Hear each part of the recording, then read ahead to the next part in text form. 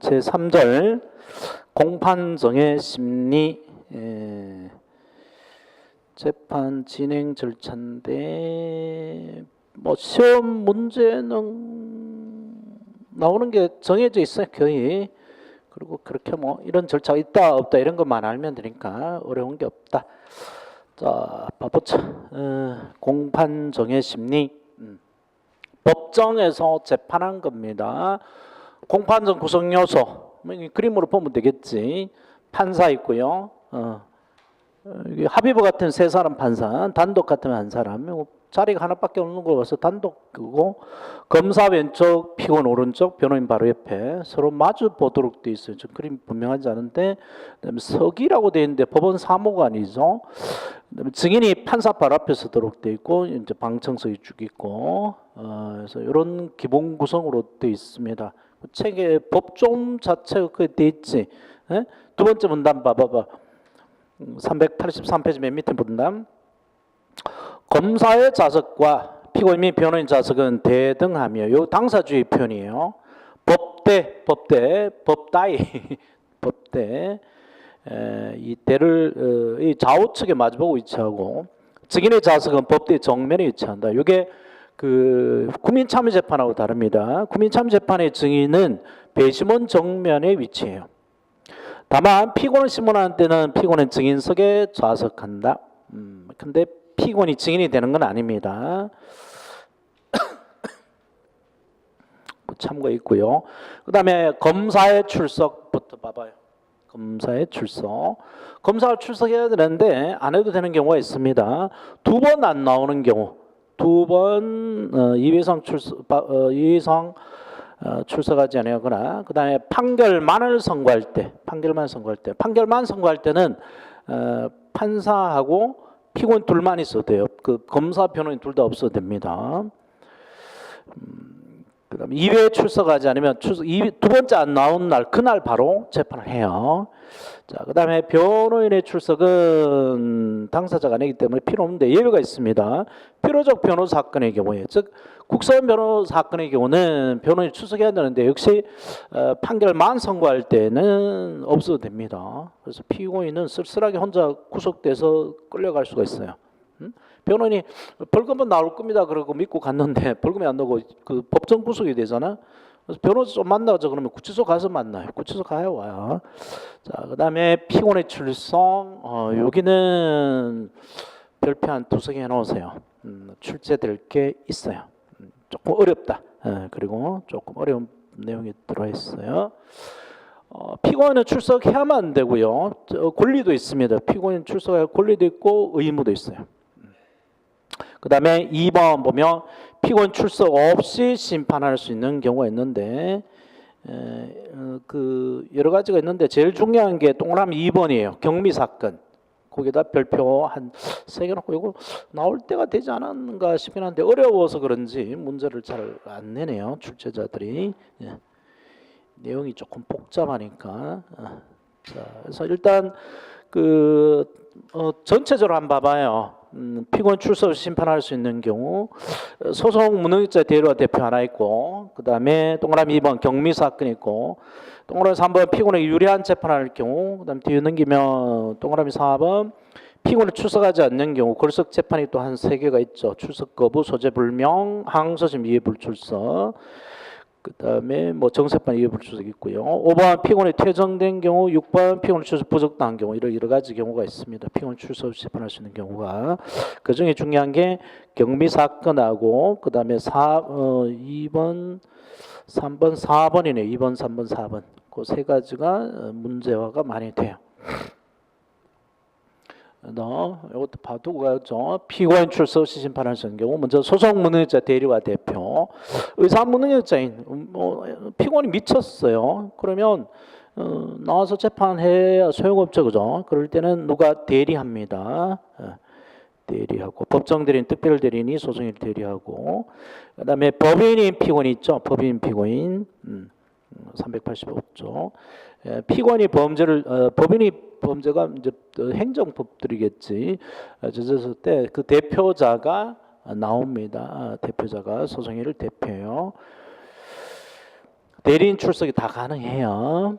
그다음에 경미 사건 별표를 3개 하라 그랬죠. 여기 오늘 조금 복잡하고 어려우니까 강의 노트에 그림을 그려놨어요. 강의 노트 펴고 몇 페이지나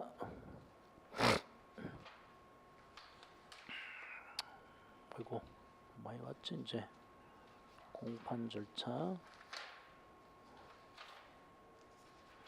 빨리 못 찾아. 89페이지예요. 강의 노트 89쪽 맨 밑에 보면 도표로 그려놓았는데 피고인 출석 재판할 수 있는 경우 다음 경미 사건에 관한은 피고인 출석 의하지 않는다. 이 경우에도 피고인 출석 권리는 있기 때문에 소환해야 됩니다. 그리고 대리인 출석하게 할 수 있어요. 다 그 피고인 출석 재판할 수 있는 경우 다 대리인 출석이 가능합니다. 다른 사람을 대리를 보낼 수 있어요. 자, 첫 번째 피고인 출석 없이 심판할 수 있는 경우 말이 잘 꼬여져 있으니까 조심해. 피고인 출석 없이 심판할 수 있는 경우가 아닌 것은 이렇게 막 꼬여져 있어. 경미 사건의 경우로 이렇게 해놨는데 1호 다액이라는 게 이제 최고액을 주로 가리켜. 최고액 500만 원 이하의 벌금 또는 과료에 해당하는 사건. 500만 원 이하니까 500만 원 들어가 안 들어가? 들어가죠, 그죠? 500만 원의 벌금. 과료는 5만 원 이하부터 5만 원 미만을 과료로 그러지, 그지? 2,000원부터 5만 원까지를 과료로 그럽니다. 5만 원 이상을 벌금으로 그러죠. 이건 돈으로 하는 거잖아, 그지? 또 뭐 그것도 큰 돈이 아니고, 그지? 작은 돈이니까 이건 굳이 나와서 재판 받을 필요 없이 뭐 돈 내라 그러면 내면 되잖아요. 그래서 피고인 출석 재판할 수 있는데. 이거 모든 재판 다 넣어도 됩니다. 그러니까 1심 공판 절차가 모두 절차, 사심 절차, 판결 선고 절차가 있고 모두 절차는 일종의 오픈 세리머니라고 그랬잖아, 그지? 진술 거부권고지하고 인정신문 사람 이름 확인하고 검사가 이 사람을 뭘로 처벌해달라고 모두 진술하고 피고인 모두 진술, 뭐 국선 변호인 선정해달라, 여기서 재판 못 받겠으니까 다른데 옮겨달라 이런 게 여기서요. 그 다음에 재판전 쟁점 정리, 뭘 가지고 다툴 건가 이런 것들만 하는 게 모두 절차이고 본 게임이 이게 사심리 절차로 그랬죠. 범죄자 심리, 피고인 신문하고 증인신문하고 이런 거 심리 절차. 그래서 증거 조사하고 피고인 신문하고 변론 종결 이게 사심리인데 이때는 모두 안 나와도 된단 말이에요. 판결 선고할 때 다 나와도 됩니다. 그래서 일반만은 여기 이제 책에 들어가 있는 저 강의 노트에 있는 그림이죠. 500만 원의 벌금 과료 돈으로 해결하는 그러니까 모두 절차, 사심 절차, 판결 선고 절차 다 피고인이 출석 안 해도 됩니다. 그게 1번이고요. 그다음 2번 복잡하죠. 장기 3년 이하의 징역 금고, 다해 500만 원을 초과하는 벌금 또는 구류에 해당하는 사건에서는 이거는 나와야 되죠. 피고인 나와야 되는데 피고인의 불출석 허가 신청 있고 신청 또 해놓고요. 법원이 그 불출석이 거의 권리를 포함해 지장이 없다고 인정하여 허가도 있어야 됩니다. 신청 허가 다 있어야 돼요. 신청이 있고 허가가 있는 경우에 이때는 피고인 출석 재판할 수 있는데 이거는 나와야 돼요. 나와야 되는데 이제 그 다음 봐보세요. 다만 인정신문 절차를 진행하거나 판결을 선고하는 공판기일은 출석해야 된다. 인정신문 언제 했었죠? 모두 절차, 사심리, 판결 선고 중에 제일 먼저 했죠, 그죠? 인정신문을 사람 이름을 확인하는 거니까 그걸 하거나 판결 선고하는 공판기일 출석해야만 됩니다. 즉 앞에 나와서 누군지 물어볼 때 나와야 되고, 그지? 그 다음에 마지막 판결 선고할 때 나와야 된단 말이야. 대학교 가면 이런 애들이 있죠. 제가 뭐 시험 공부해야 되는데 첫날에 와가지고 저 아무개인데요.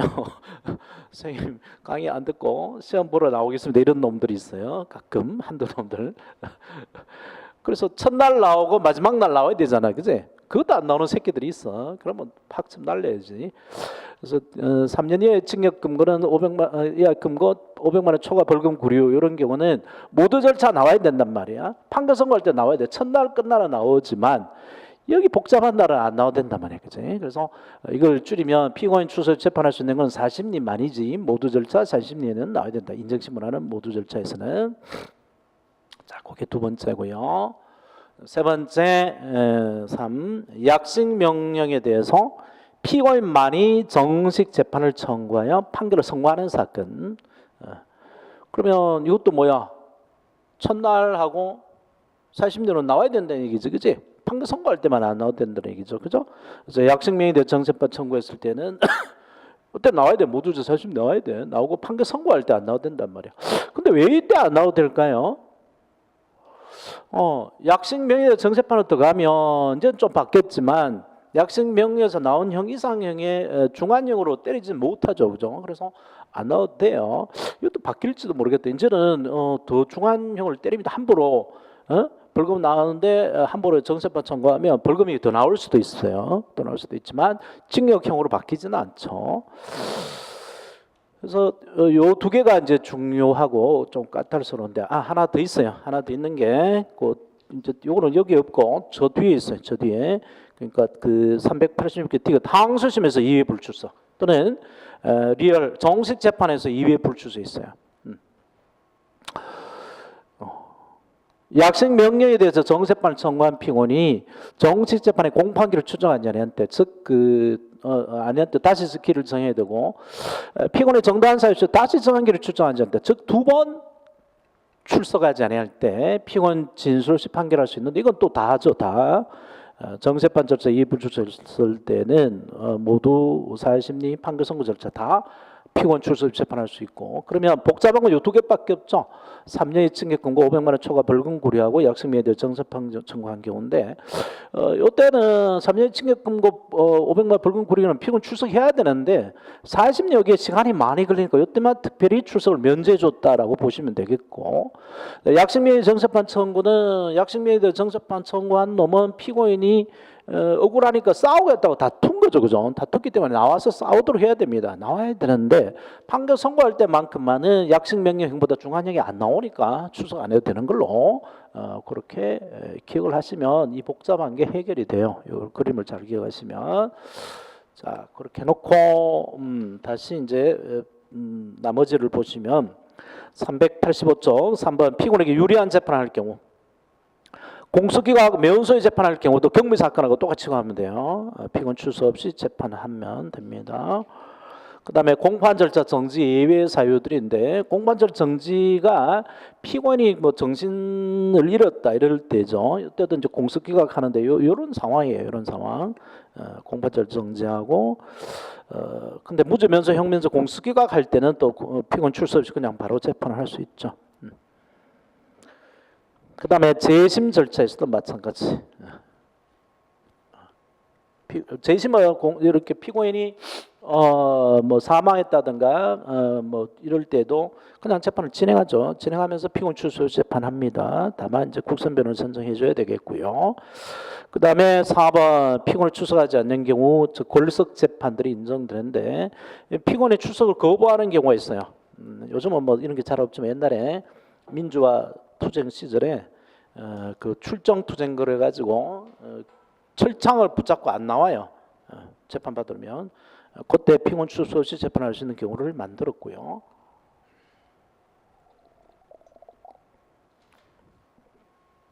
그 다음에 피고인의 소재불명 요게 다른데 어디 쓰입니다. 요거 좀 별표해 놓으세요.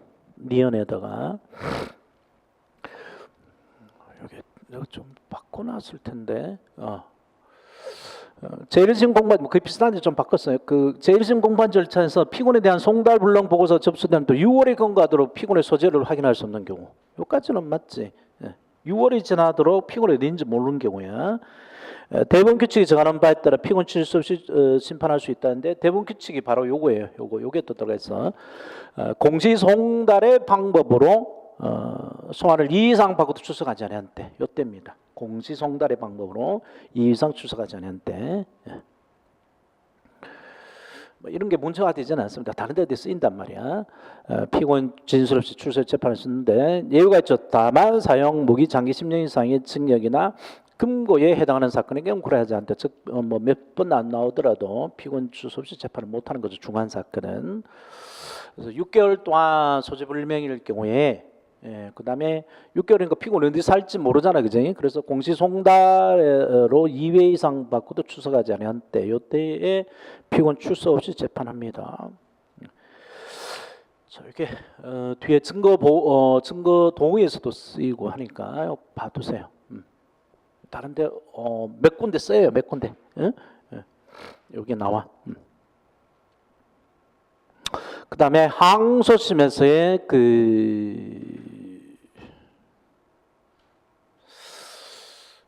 요 판례가 이때 재심 청구할 수 있다. 이때 여기 있구나. 이제 추가 판례 해줄게. 만약에 피고인이 나중에 알았다 하면 재심을 청구할 수 있습니다. 유죄 판결이 확정된 경우 기척사유 없이 공판적으로 출소할 수 없었던 피고인은 재심을 청구할 수 있다. 자, 그 다음에 항소심에서 이유불출소 아까 봤죠. 아까 안 본 거구나. 그 리얼을 아까 봤지, 그지? 1심에서 2심으로 항소를 했어요. 항소를 했는데 이 항소한 피고인이 2번이나 안 나온 거야. 2번이나. 한 번, 2번 안 나와요. 안 나오면 피고인 출소 재판하는 건데 이 말은 더 싸우겠다라는 거잖아. 항소를 했으니까. 더 싸우겠다는 사람이 안 나오면 그 사람 없이 재판한다는 거죠. 근데 1심 자체는 없어요. 없고요. 그 약식이나 즉심에 대해서 정식 재판을 청구한 피고인이 2번 안 나오면 아까 봤죠? 피고인 출소 없이 재판할 수 있습니다. 그러니까 더 싸우겠다라고 해서 나온 사람이 2번 안 나오면 그 사람 없이 재판한단 말이에요. 그게 항소심 이의불출석, 정심판 절차 이의불출석입니다. 이렇게 약식이나 즉심에 대해서 정세판 청구 없이 바로 1심의 경우는 이런 게 없어요. 이의불출석한다고 피고인 출소 없이 재판할 수 있는 경우는 없고 피고인 그 소지불명인 경우에만 가능하죠. 자, 그거 봐보죠. 빠졌구나. 그 항소심에서 피고인의 공판기를 추정하지 않은 때는 다시 기를 정해야 되고 피고인의 정당한 차이 없이 다시 정한 기를 추정하지 않은 때는 피고인 진술에서 판결할 수 있는데 문제는 이제 그 이외 불출석이 정상적인 소환장을 받고도 출정 안 해야 되고 그다음에 연속 2회해야 됩니다. 연속 2회. 한번 나왔다가 한번 결석했다가 다시 또 한번 나왔다가 또 결석했다 이러면 안 된단 말이야. 연2 2번 안 나와야 돼요. 연 2번 2 이상 계속이 돼야 됩니다. 계속. 자, 그렇게 두고 그 다음에 정세판 절차에서 이의불출석 아까 봤고요. 그 다음에 피고인이 일시 퇴정된 일시 퇴정된 경우나 퇴정 명령을 받은 경우 일시 퇴정인 경우는 뭐 어떤 증인이 나왔는데 피고인이 무서워서 증언을 못한다 이럴 때 그 피고인을 일시 퇴정시키고 재판하는 거죠. 되도록이면 이제 피고인한테 알려주죠 그거를. 그다음에 피고인 출석이 부적당한 경우 상고심의 경우 법률심이기 때문에 피고인 출석 필요 없고요. 치료 감호의 경우도 피고인 출석 없이 재판할 수 있어요. 자, 그런 경우들 이게 나오면 조금 어렵습니다. 그 원리들을 잘 알면 되겠고, 자, 그다음에 4절 공판기일 절차인데 이 자체가 문제화되지는 잘 않아요. 전체 흐름이. 근데 다른데 많이 이미 도구로 쓰였으니까 전체 흐름을 알고 있어야 되죠. 어떻게 진행되는지. 1심 공판 절차, 2심하고 그 유사하고요. 모두 절차, 4심 절차, 판결 선고 절차 아까도 했죠. 진술 거부 끊고치 이거부터 제일 먼저 한다고. 모든 경우는 진술 거부 끊고치부터 제일 먼저 합니다. 인정신문 사람이로 확인하고 검사의 모두 진술. 옛날에는 검사가 그 공소장만 써내고 서면 진술합니다. 이 한마디 하면 뭐 끝나고 집에 가거나 뭐 술 퍼먹으러 갈 수 있었는데 지금은 다 들고 읽어야 됩니다. 낭독해야 돼요. 피고는 모두 진술 재판장님 쭉 하죠. 증거조사하고 증거조사보다 옛날에는 피고인 신문을 먼저 했습니다. 근데 지금은 증거조사를 먼저 해요. 증거조사 중에 대중을 차지하는 게 증인신문이거든. 증인신문 시간이 많이 걸리는데 증인신문을 먼저 하고 피고인신문을 나중에 한다라는 그 바뀐 게 크다란 위치 변화예요. 자, 그래서 순서대로 가볍게 보세요. 모두 절차, 머리 절차단 말이야. 진술 거부 권고지, 인정신문. 요 인정신문은 한자로 쓰면 이 인정신문이 아닙니다. 이 인정신문이 아니라고. 유죄 무죄를 인정하다는 것은 이 인정이에요. 이게 아니고 사람을 확인하는 겁니다. 이런 주민등록번호 이런 것들을 물어서 확인하는 거죠. 검사의 모두 진술, 그다음에 피고의 모두 진술, 가볍게 쭉 보세요. 문제는 안 되고요. 그다음에 389조 사세 심리 절차 가로 1번 증거조사 나오는데 문제화가 됩니다. 증거조사에는 전체적으로 별표 한 3-4개 해놓으세요. 꽤나 많이 문제화가 돼요. 근데 뭐 그렇게 어려운 건 없고 역시 이런 게 있다 없다 확인만 잘하면 됩니다. 자, 증거조사 제일 중요한 게 증인신문은 건데 증인신문은 별도로 따로가 있어요. 심정을 얻기 위한 거죠. 그래서 그게 바로 그 실체형 성형입니다. 증거조사가 실체형 성형이 증인신문 하는 거죠. 자, 의 피고 사건에 대한 사실과 양형에 관한 심정을 얻기 위해 각종 증거 방법, 증인 증거 서류들을 조사하여 그 내용을 감지하는 소송이다. 그래서 증거 조사는 공판기일 공판정에서 법원이 직접 하는 것이 원칙입니다. 자, 그다음에 증거 관계 진술 절차가 있죠. 재판장은 증거 조사를 하기에 앞서 검사, 변호인을 하여금 공소 사실 등 증명과 관련된 주장 및 입증 계획들을 진술하게 할 수 있다. 그런 것도 있고, 그 다음에 3번 증거조사의 시거의 순서 별표 2-3개 해놓으세요. 자, 증거조사는 재판장의 쟁점 정리와 검사 변호인의 증거관계 진술 절차가 끝난 후에 합니다.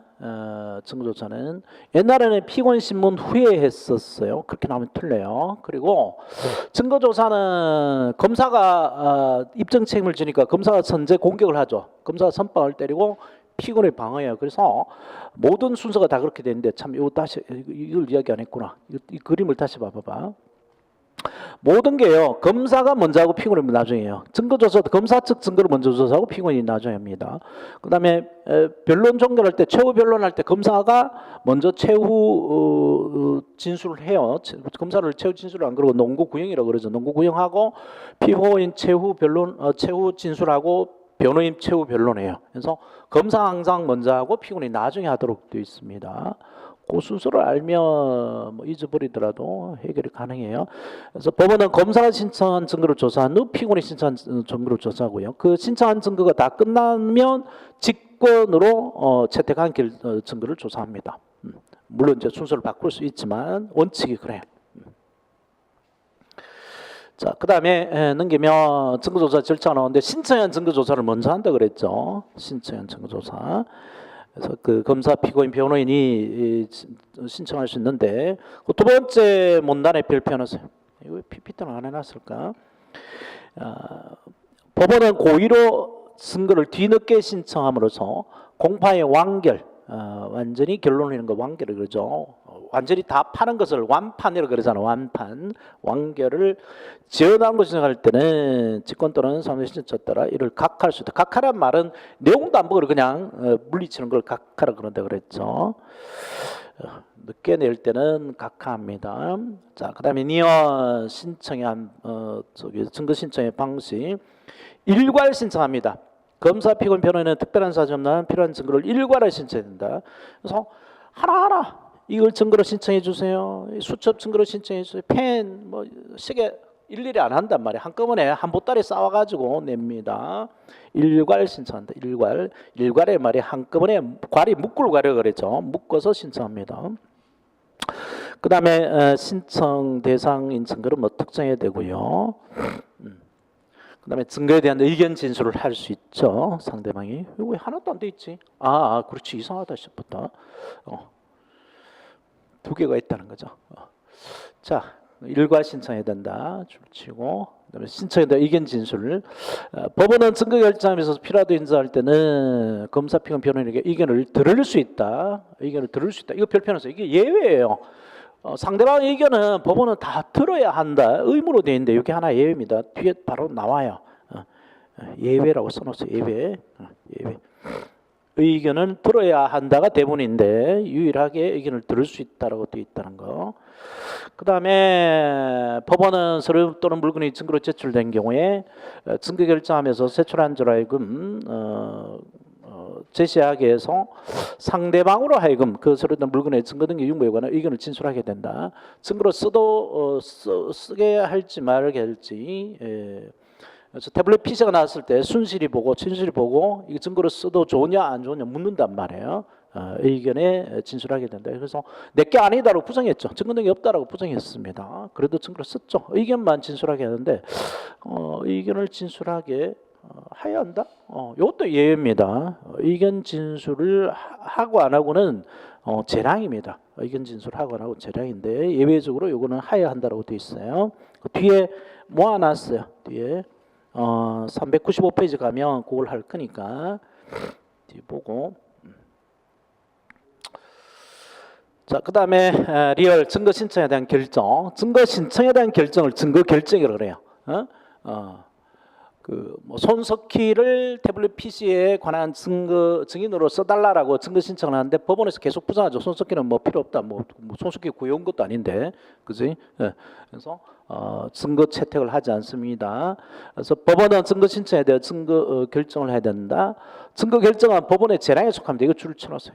손석희를 증인으로 신문할지 안 할지, 태블릿 PC를 증거로 채택할지 안 할지는 법원의 재량입니다.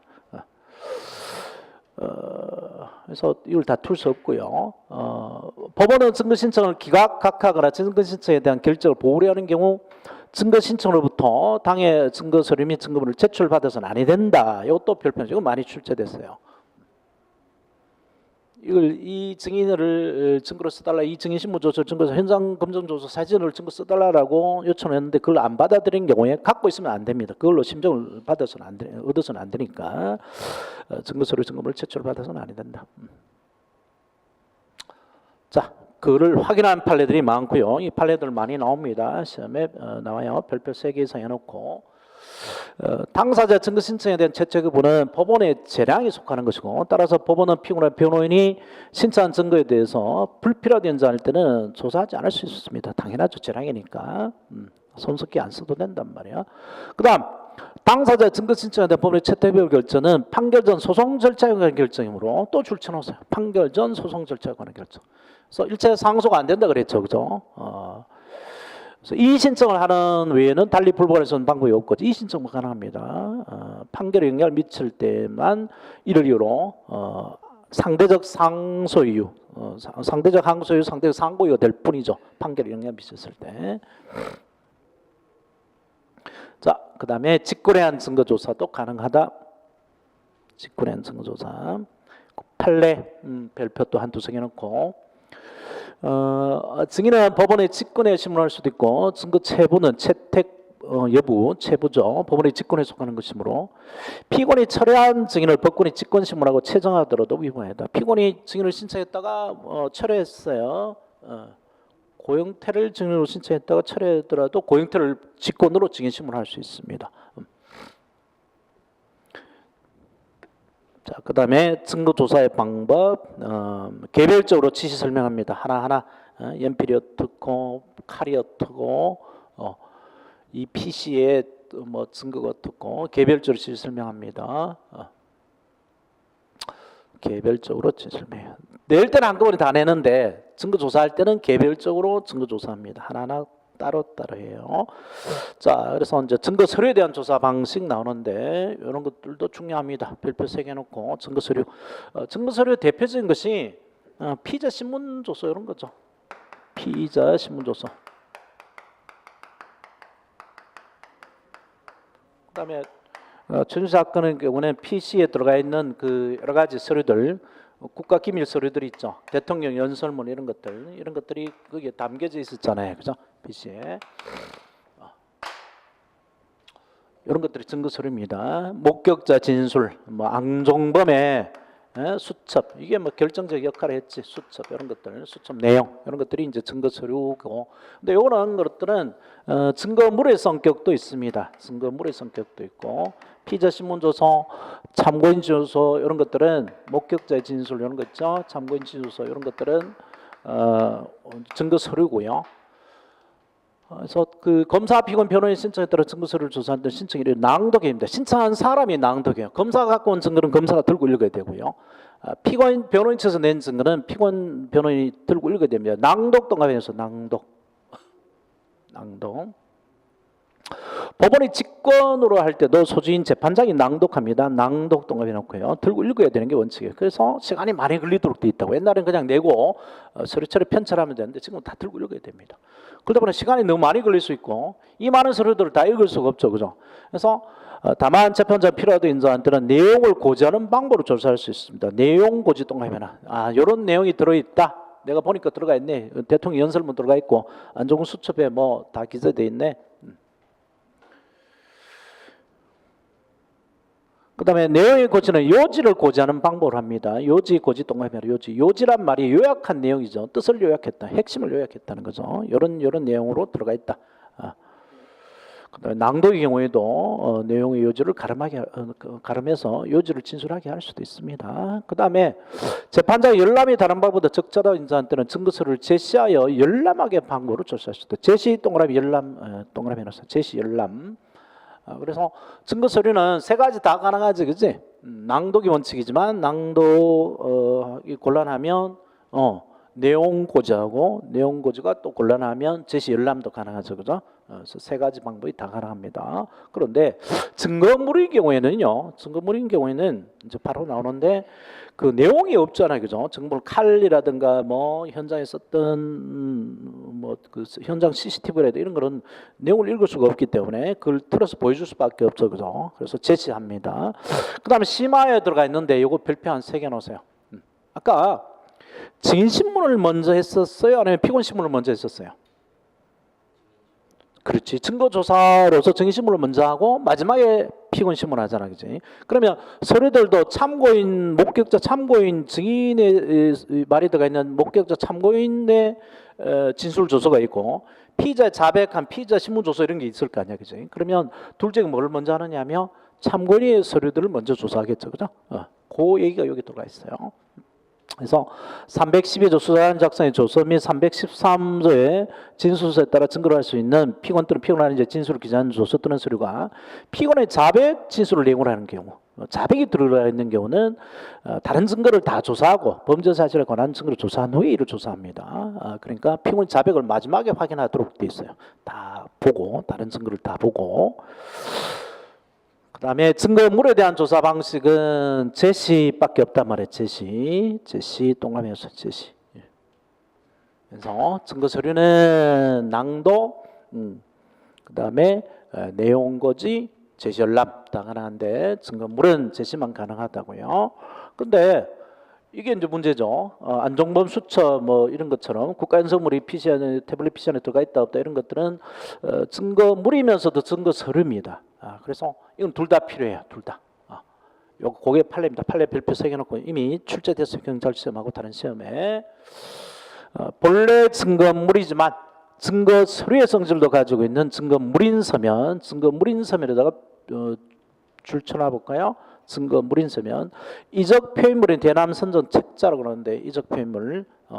북한에서 발행한 잡지입니다. 그게 우리나라에 들어왔는데 국가보안법 위반의 물건이다 그래서 그 자체 책을 갖고 있는 자체가 이제 국가보안법 위반이니까 증거물이죠. 근데 내용이 들어가 있는 서류잖아요, 그죠? 그래서 증거물인 서면인데 그래서 그 조사하기 위해서는 증거 서류의 조사 방식인 낭독, 내용 고지, 제시 뭐 이런 열람의 절차와 증거물의 조사 방식인 제시 절차가 함께 이루어진다. 그래서 보여주고 제시해서 보여주고 그 내용도 읽어줘야 된다는 얘기죠. 이런 내용이 들어가 있다. 뭐 다 읽을 수는 없으니까 요약을 하겠죠.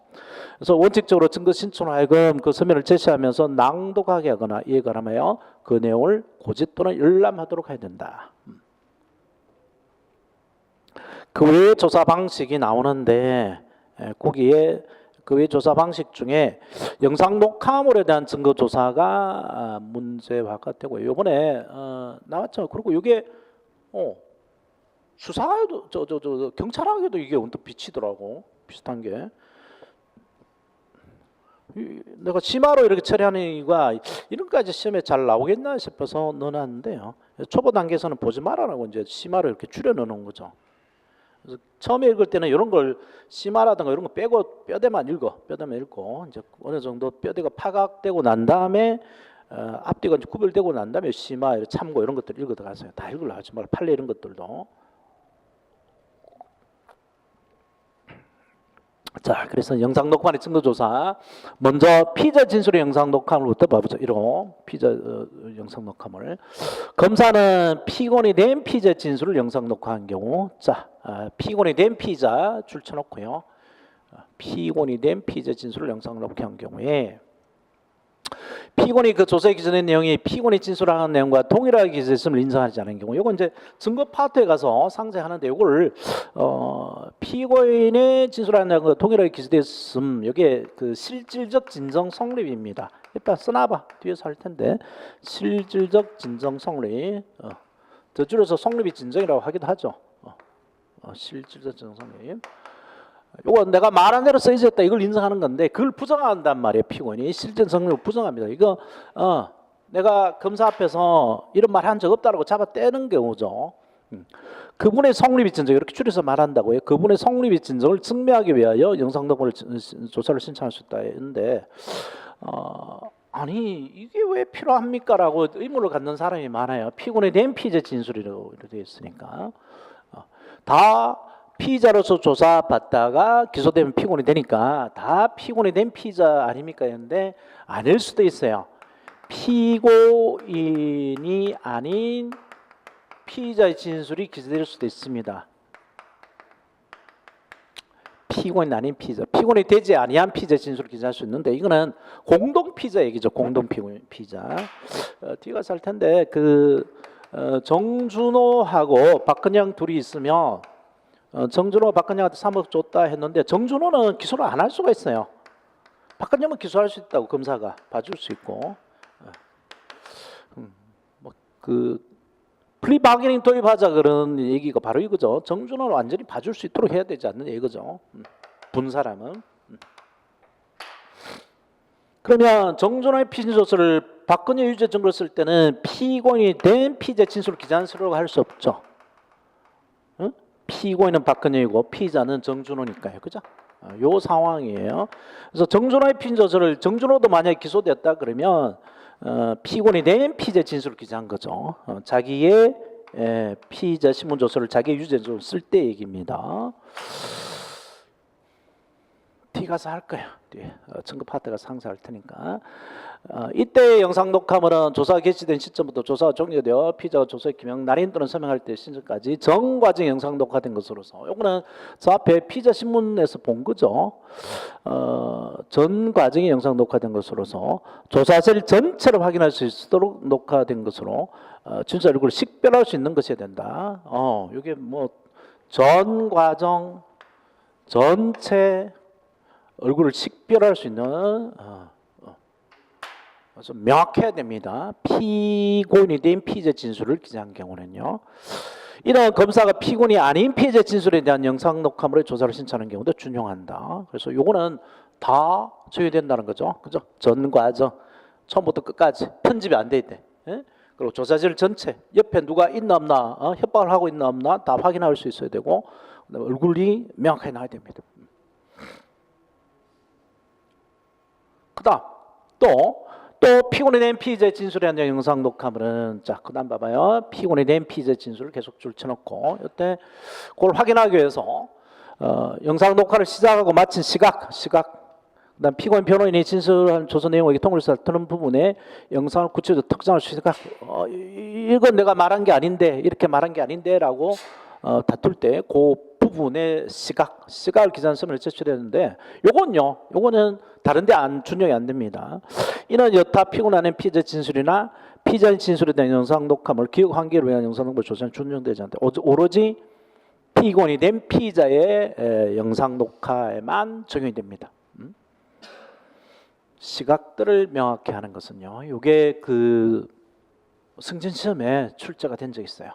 혹시 받아 나올지 모르니까 비슷한 게 나온 것 같은데, 자 이런 순간 보고 나머지는 거의 비슷해요. 제3자 진술의 영상 녹화물.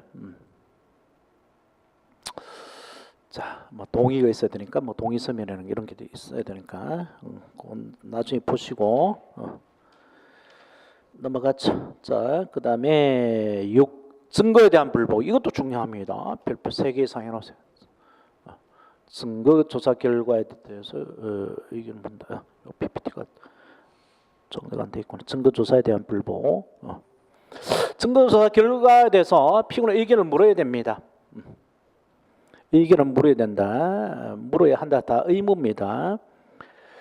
그 다음에 증거조사에 대해서 이의신청이 가능합니다. 증거조사에 대해 이의신청. 이건 상소가 아니죠. 증거조사한 법관한테 왜 이따구로 증거조사는 이렇게 따지는 거예요. 따지는 거. 상소가 아니죠.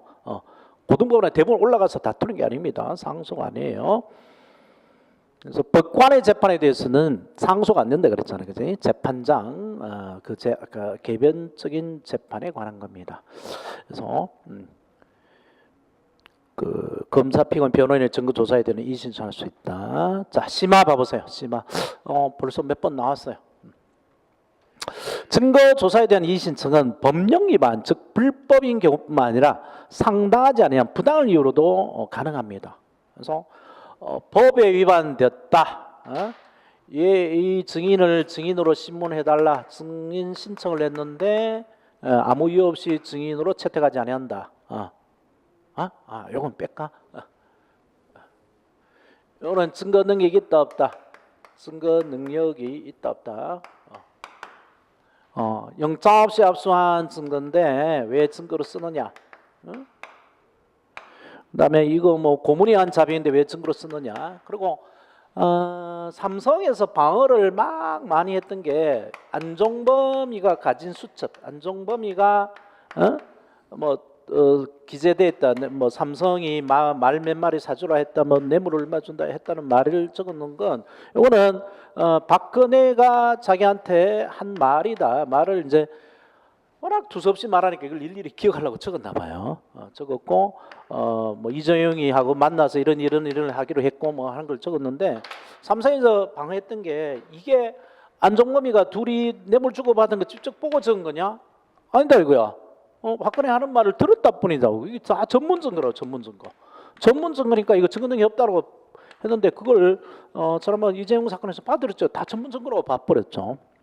내외적으로 전문 증거로 증거를 쓸 수 있는데 그건 고려를 안 한 거죠. 그래서 대법관이 그 깨질 수 있는 부분이 이 부분이라는 거죠. 전문 증거도 외외적으로 증거를 쓸 수 있는 걸 판단을 안 했어요. 항소심에서 의도적인지 어땠는지. 그래서 그 부분은 깨져올 가능성이 있는 부분이고. 그다음 박근혜 재판하고 충돌되는 게 뭐 말 몇 필은 이거 이재용 재판에서 뇌물 안 받는데 박근혜 재판에서 뇌물로 받다는 거 그런 게 또 차이 나니까 재판은 어차피 이재용 재판은 또 하도록 돼 있어. 깨져 내려올 거니까. 그래서 이 전문 증거인데 왜 증거로 쓰느냐라고 이제 다툴 때 요때도 이의 신청을 할 수 있죠. 이의 신청을 안 받으면 이 자체가 이제 위법하니까 상소도 당연히 가능하고요. 그래서 그 법령 위반, 불법을 이유하는 뿐만 아니라 상당하지 않으면 이건 법대로 해결했는데 왜 이래 했느냐 이런 경우도 가능합니다. 근데 딱 예외가 2개 있어요. 증거 결재에 대한 이의 신청하고 재판장 처분에 대한 이의 신청은 법령 위반, 즉 불법의 경우에만 가능합니다.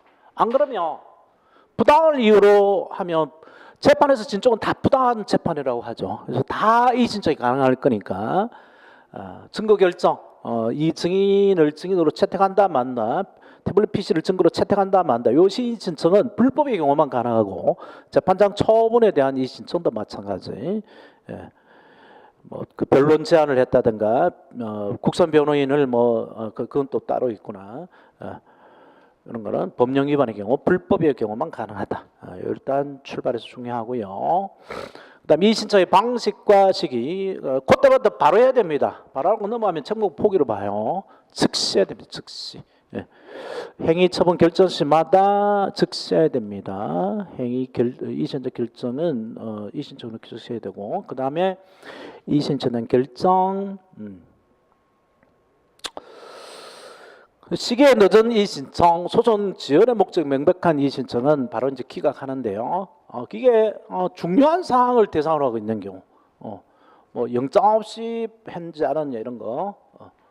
중요한 사항을 대상으로 하고 있는 경우는 시기에 늦은 것만으로 그 이의신청을 기각해서는 안 됩니다. 아무리 늦더라도 해줘야 되죠. 그 다음에 요것도 이의신청이 없는 때는 기각하고 있는 때는 행위를 중지해야 됩니다. 근데 증거조사를 마친 증거 능력이 없음을 이유로 이의신청을 이유 있다고 신청할 경우 증거를 못 써야 되는데 영장 없이 획득한 증거 전문 증거이기 때문에 증거를 못 써야 되는데 왜 증거로 쓰느냐고 다툴 때에 그걸 인정할 때는 그 증거의 전부 또는 일부를 배제한다는 취지의 결정을 해야 됩니다. 증거 등이 없으니까 증거를 못 쓴다라고 빼야 되는 거죠. 증거 조사를 다시 할 필요 없고요. 그 다음에 너무나 당연히 중복 신청 금지되죠. 이런 것들 해두고 그 다음에 요점 정리되어 있는 파트 봐보세요. 395페이지 정리, 의견 정리가 있습니다. 의견을 묻는 절차, 법원이 하는 거예요. 법원이 피고인이나 상대방 의견을 묻는 절차는 물어야 된다.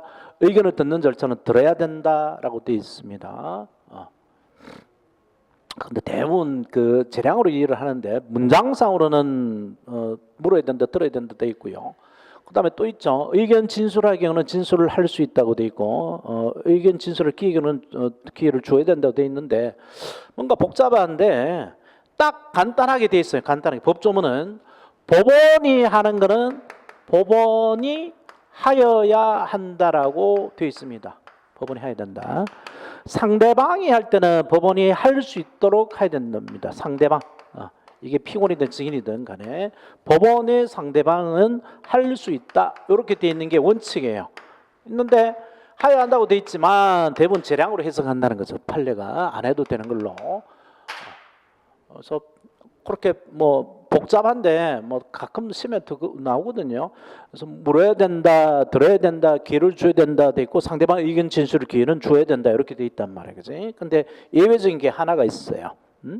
의견을 듣는 경우에는 아까 본 증거 결정의 경우 책에는 다만 증거 결정의 경우와 배심원의 1차 판결의 경우 이렇게 돼 있는데 하나만 기억하세요. 증거 결정의 경우 이 증거를 쓰고 안 쓰고 경우에는 들을 수 있다고 돼 있고요.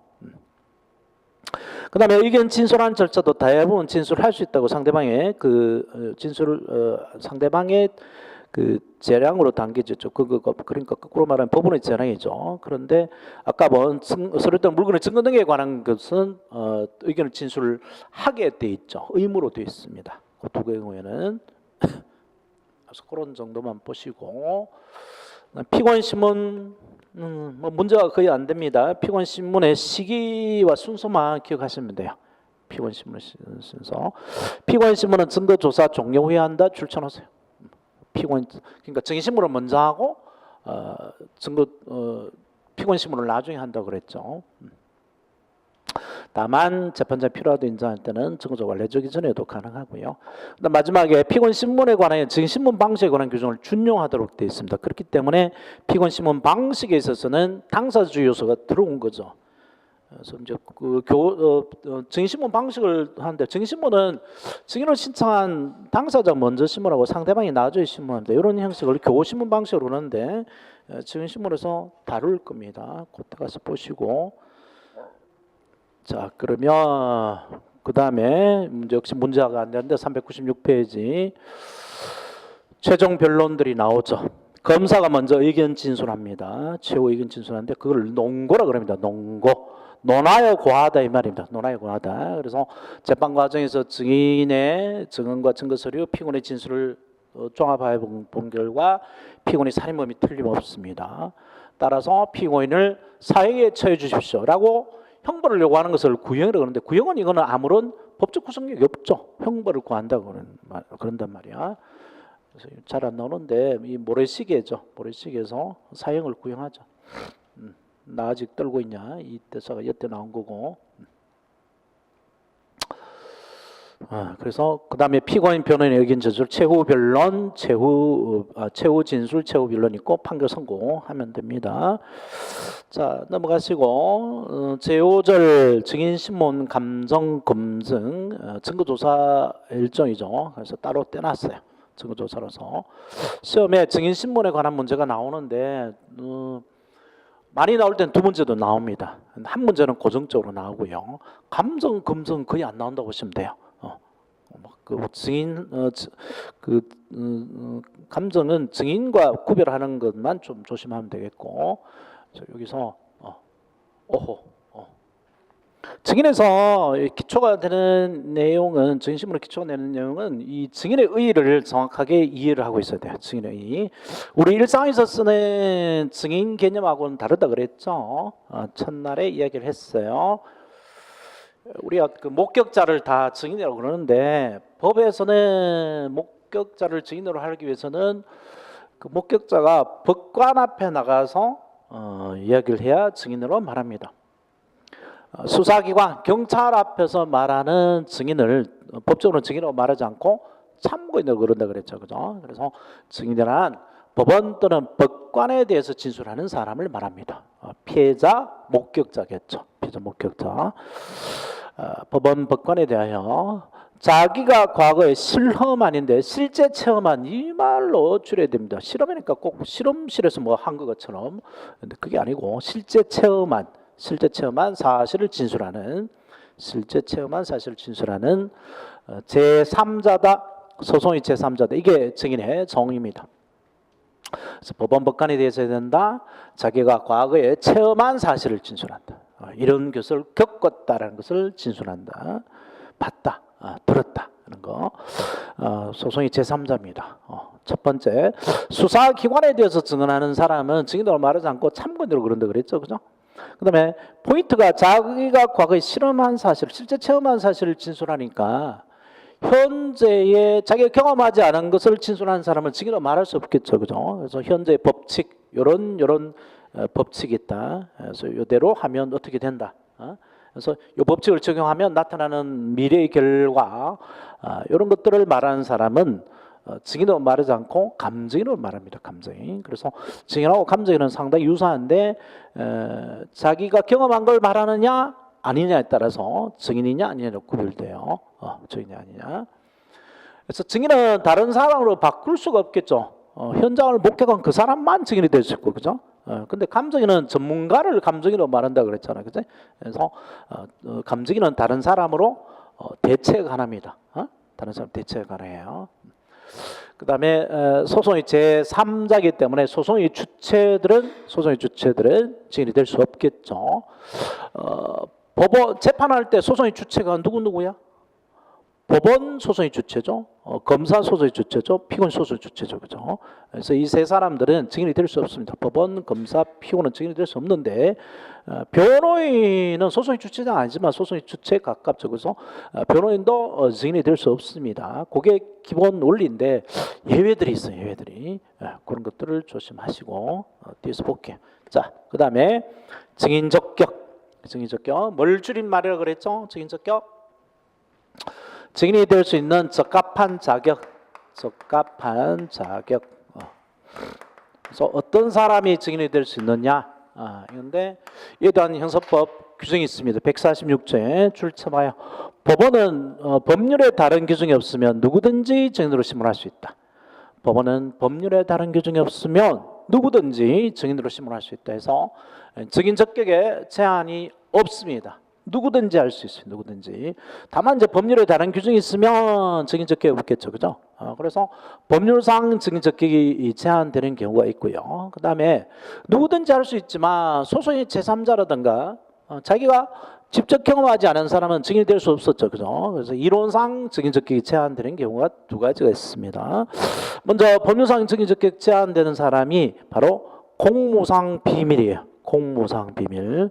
공무원의 증인 적격 증인 거부권이 되는데, 공무원 또는 공무원의 어떤 자가 그 직무에 관해 알게 된 사실에 관하여 본인 또는 타인 공무서가 직무상 비밀에 속한 사항을 신고한 때는 그 소속 공무서, 관독 강무서에 승낙 없이는 증인을 신문하지 못한다. 이거 앞에서 비슷한 걸 봤죠. 압수수색의 경우도 똑같았죠, 그죠? 공무상 비밀의 경우에 압수수색도 소속 공무서, 감독 강무서 승낙 없이는 압수하지 못했습니다. 압수수색 못했죠. 그래서 법률상 증인적격의 제한은 공무상 비밀이고요. 공무상 비밀은 증인으로 서는 것 자체가 아예 거절됩니다. 그래서 증인 거부권입니다. 증언 거부권이 아니고요. 증인 거부권 인정한 것으로 출처나오세요. 증인 거부권자는 증언 거부권 달리 출석 의무도 없다. 출석 의무 없습니다. 증인 자체로 아예 채택 자체가 금지되어 있습니다. 증인으로 채택하는 자체가. 따라서 법률상 증인으로 될 수 없는 자입니다.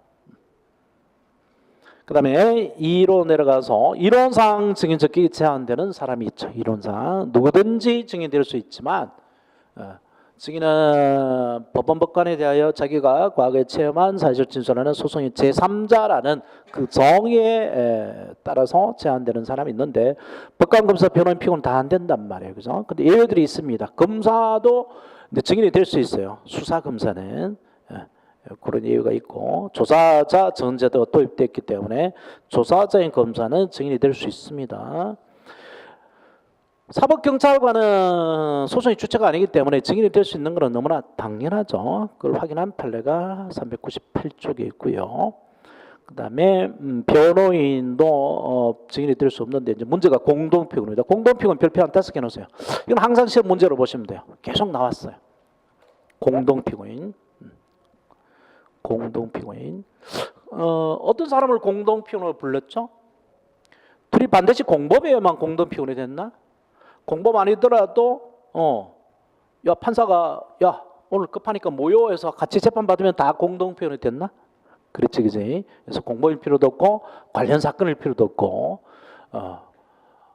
그래서 우연히 같이 절차에 병합되기만 하면 다 공동피고인인데 공동피고인은 피고인이라는 점에서 보면 증인이 될 수 없죠. 그죠? 피고인은 아까 증인이 될 수 없다 그랬잖아. 왜냐하면 헌법상 진술 거부권이 보장되어 있기 때문에 피고인이 증인이 돼버리면 그 진술 거부권이 무의미해집니다. 왜냐하면 증인이 되면 진술 의무가 있기 때문에 그래요. 근데 공동으로 했다는 점에서 다른 피고인의 사건에 대해서는 증인이 될 수 있을 것 같고 그래서 이제 이게 애매모호해서 논쟁이 있습니다. 논쟁이 있는데 결론만 보시면 돼요. 두 번째 문단에 이에 대하여 공범인 공동표는 증인 적기가 없으나 공범 아닌 공동표는 자기 피고 사건과 실질적 관련성이 없는 사건에 증인이 될 수 있다는 절충설이 다수 판례다. 절충설 동합해놓고 다수를 동합해놓고 판례 동합해놓고 앞에 줄을 쭉 치세요. 공범인 공동표는 증인 적기가 없으나 공범 아닌 공동피고인은 증인이 될 수 있다. 자, 해서 이렇게 절충하는데 뭐 적극설, 소극설 다툼이 증인이 될 수 없다라는 점은 피고인의 소송의 주체를 강조한 거고요. 증인이 될 수 있다라는 입장은 피고인이 제3자에 대해서는 다른 공동피고인에 대해서는 제3자 입장이니까 제3자성을 강조한 것이고 그래서 이제 다툼이 있는데 이렇게 절충적으로 해결하는 게 다수 판례란 말이에요. 그래서 공범인 공동피고인 정준호가 다른 공범 박근영한테 3억 줬다라고 했단 말이에요. 그래서 공범인 공동피고인하고 공범 아닌 공동피고인 있는데 그 요즘 또 이야기되고 있대. 김부선 남방 열사 김부선이가 아파트 소장하고 싸웠는데 둘이 공범이 아니죠. 둘이 싸움에 있어서는 공범이 아니고 서로 상대방에 대한 가해자죠. 그죠? 그래서 동시범입니다. 아파트 소장하고 김부선하고는 동시범이에요. 근데 공범인 공동피고는 주체성이 강하기 때문에 법정 진술을 바로 증거로 씁니다. 법정 진술을. 그래서 굳이 증인으로 신문할 필요가 없죠. 증인 적격이 없어요. 증인 적격이 없어서 법정 진술을 바로 그냥 증거로 쓰니까 선서 안 하고 위증죄도 안 되는 거죠. 이런 경우 굉장히 많아요. 같이 뭐 돈 먹고 화투 치고 놀 때 술 먹을 때는 형님 동생 하다가 잡혀 들어오면 다 서로한테 책임을 떠넘기죠. 그래서 옛날에 그 사채업자가 있는데 이 사채업자한테 돈을 빌린 사람이 가불이란 두 놈이 있어. 형이고 동생. 뭐 진짜 형은 아니겠지. 얘네들을 그 공사 현장 사무소에 데려와 가지고 죽였어요. 돈을 자꾸 갚으라 그러니까 현장 사무소 돈 줄게 그러고 오라 그래 가지고 형이 야구방망이로 머리를 내리치고 뭐 동생은 다리를 잡고 있었어요. 그리고 이제 사체를 썰어가 버렸는데 그 피를 지우다가 락스를 막 음란하게 뿌리니까 락스 냄새가 이상하다 그래가지고 그 야구르트 배달하다 아줌마가 신고했던가 해가지고 잡혔어 이놈들. 그래서 법정에서는 니 둘이 죽였냐 그런 게 죽였다 그랬죠. 갑이 죽였다라고 하지만 떠넘기죠. 얘가 죽이자 그래서 죽였다. 얘는 동생은 형이 머리를 내리치고 저는 다리만 잡고 있었습니다. 그래서 법정에서 자백하긴 하죠. 하는데 이게 자기 죄에 대한 자백하고 저도 죽이긴 죽였습니다. 죽였는데 가담했습니다. 죽였는데 책임은 나보다 형이 더 큽니다. 떠넘긴단 말이야. 저는 다리만 잡고 있고 머리통은 저는 칼만 갖고 있고 톱은 갖고 와서 쓴 건 이 형입니다. 이렇게 떠넘긴다고. 그러면 그 진술이 자기 죄에 대한 자백하고 그 공동피고는 다른 공범에 대한 증언하고 구별이 안 되죠, 그죠? 구별이 안 되겠고 또 신빙성에는 문제가 있지만 자기 사건에 대해서는 자백이 들어가 있잖아요, 그죠? 그래서 이건 무조건 증거로 씁니다. 무조건 그 증언 자체 신빙성은 다른 걸로 파견하고요. 증거로 쓰나 안 쓰나에 대해서는 그냥 증거로 쓴단 말이에요, 법정 진술을. 그런데 공범 아닌 공동피고는 자기 사건이 아니고 제3자 사건에 대해서 증언의 성격을 갖고 있기 때문에 김부선이하고 아파트 소장하고 둘이 싸웠는데 그 서류를 탈취해 갔다, 몸으로 밀쳤다, 뭐 하다가 서류 꺼내가다 남의 그 중요 부위를 만졌다, 뭐 이런 말이 나온단 말이에요. 나올 때에 서로 상대방 행위에 대한 증언의 성격만 갖고 자기 죄에 대한 자백이 없죠. 나는 뭐 안 때렸다고 딱 잡았다니까. 그래서 이 법정 진술을 바로 증거로 수용할 수 없고요. 공범인 공동피고인도 증인으로 신문해야 됩니다. 그래서 증인 적격이 있고, 증인 적격이 있다는 말은 선서하고 증언해야 되고 위증죄로 처벌됩니다. 법정에서 그냥 증언하게 되면 증인 적격이 없으면 선서 안 하고 진술하고 위증죄로 처벌 안 되죠. 대신 그 진술 자체로 그냥 처벌돼요. 제가 죽였습니다. 이 말 안 했으니까. 책임만 뭐 경감된다 안 된다 뿐이니까. 자, 그렇게 구별이 돼요. 이게 뒤에 가서 많이 씁니다. 자, 판례도 필표 4개 이상 해놓고요. 공범인 공동피고는 줄쳐놓고 당해 소송 절차에서는 피고인이 지위에 있으므로 즉 진술 거부권이 있죠. 다른 공동피고인에 대하여서는 증인이 될 수 없으나 소송 절차가 분리돼요. 피고인이 지위에서 벗어나게 되면 증인이 될 수 있다. 자, 공동피고인은 증인이 될 수 없다 동안 해놓고 소송 절차 분리되면 될 수 있어요. 소송 절차 분리된다는 말은 공판조서를 2개로 쓴다는 겁니다. 그래서 정준호, 박근영 또는 이렇게 하다가 분리할게요 이런 거는 뭐 다른 반에 가서 재판한다는 게 아니고 같은 반에서 하는데 조서만 따로 씁니다. 조서만. 말 한마디로 그냥 분리되고 안 되고 하는데 지위가 달라지는 거죠. 병합했다가 분리해버리면 서로 공동피고는 안 되니까 법적 지위가 달라집니다. 그 다음에 게임장 초보니 그 운영자와 함께 게임산업진흥법 위반에 공모로 기소돼 공동피고로 됐습니다. 그러면 게임장 초보니 사장이 이렇게 시켰어라고 증언하게 되면 이 둘이 공범인 공동피고잖아요, 그죠? 공범인 공동피고이고 그거 자체 위정을 하더라도 위정죄 처벌 안 된다 그랬죠, 그죠? 증인 적격이 있기 때문에. 그래서 재판을 받던 정 운영자 사장에 대한 공소자 지원을 증인으로 증언하여 위정죄로 기소된 경우 소송 절차 분리되지 않으나 위 종업원은 증인 적격이 없죠. 그냥 그 증거를 썼습니다. 위정죄가 성립하지 않는다 동감해놓고. 그 다음에 피고인과 별개의 범죄 사실로 기소된 병합심리적인 공동피고는 공범 아니죠, 그죠? 공범 아닌 공동피고는 피고인의 범죄 사실로 증인이 지위에 있다 할 것이므로 선서 없이 한 공동피고인의 법정 진술과 피고인의 증거를 하며 동의한 바 없는 공동피고인의 증인신문 조서는 증거로 쓸 수 없다 또 해놓고. 그 다음에 공동피고는 절도범과 작물범 서로 절도범 작물범은 넓은 의미에서는 공범이죠. 훔쳐온 물건을 샀으니까 작물인데 절도를 같이 한 게 아니고 작물 취도를 같이 한 게 아니죠, 그죠? 그래서 공범은 아닙니다. 그러면 서로 증인이 되겠죠, 그죠? 공범 아닌 공동피고인이 되니까. 자, 그렇게 두고 밥 먹고 와서 증인 의무 쪽으로 가십시다.